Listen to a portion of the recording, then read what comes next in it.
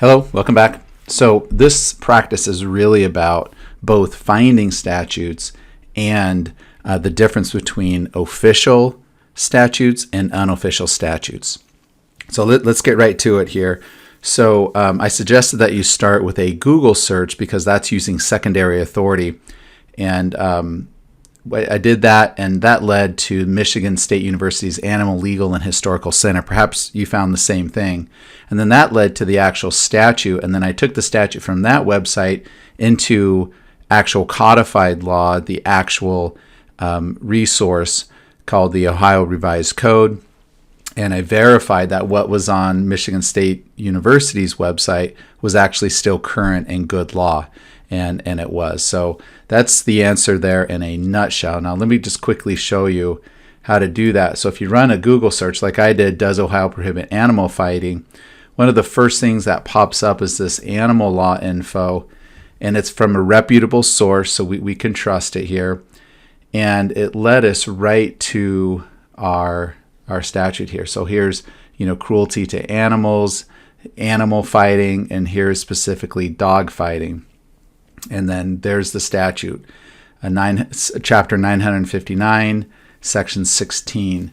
And it's interesting, on the official website for the Ohio Revised Code, okay, so this is the official website, up here in the search box, I put in different things like dog fighting, animal cruelty, and whatever, and nothing came up.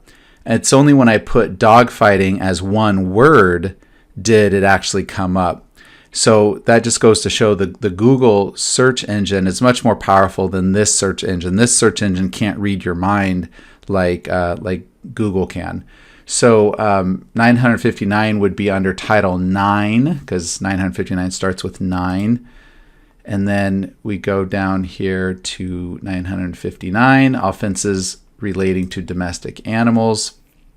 And then here are all of the different sections that we saw, cruelty to animals. And then there'll be one here on just dog fighting. There's animal fighting, and here's dog fighting. So it's illegal to fight dogs for money. Now, the practice asks you how many cases have cited to this statute. Well, here we are looking at the official website for the state of Ohio for its statutes. You can't tell from the official website how many cases have cited it. That's why we pay so much money for resources like Westlaw and Lexis. So let me show you this in Westlaw. We take our chapter and section, so ORC is for Ohio Revised Code, 959.16, and we search for that. Doesn't matter what the jurisdiction is when you put in the citation. I had that set to Florida. That doesn't matter. It's just, it will read just that citation there. If we were doing a keyword search, then the jurisdiction does matter.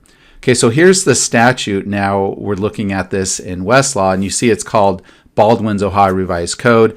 That's the unofficial version of the statutes. The statutory text is identical, but by calling it Baldwin's Ohio Revised Code annotated, that tells you that Westlaw has taken the official code and added helpful references to it. So if we look here at notes of decisions, it says that there's 11. That means that 11 cases have cited to this this statute. Okay, and there could be more, but the West editors have chosen 11 there. Now, let me just show you the same thing in Lexis. I'll put in the same exact statute. And in Lexis, the cases that interpret the statute appear down below. See where it says annotations here? These are annotations, and they call it notes to decisions. And you'll find that a lot of the same cases that we see here under notes of decisions in Westlaw are also in the Lexis version.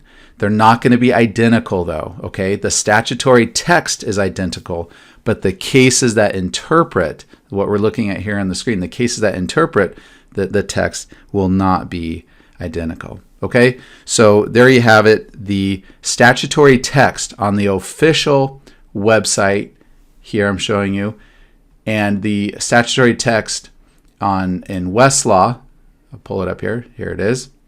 And the official text in Lexis is all the same. This is all identical. The difference is on the official website, there are no annotations, and then Westlaw and Lexis have annotations. And there's going to be a lot of overlap with those annotations, with those cases that interpret the statute, but they're not going to be identical. Okay? All right, that should do it.